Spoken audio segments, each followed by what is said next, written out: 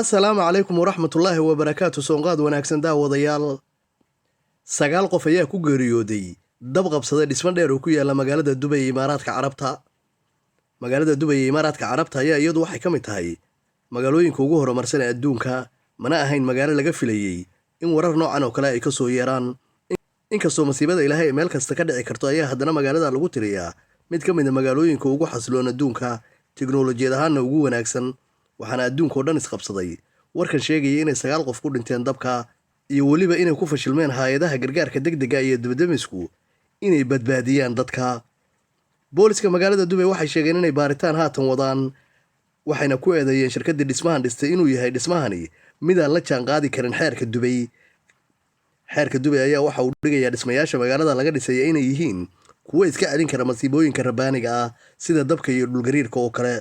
Waxayna haatan sheegeen booliskaasu inay baaritaan ku bilaabeen sidii markii horeba loogu oggolaaday shirkaddani guri aan tayadiisu sarrayn inay magaalada ka dhisto.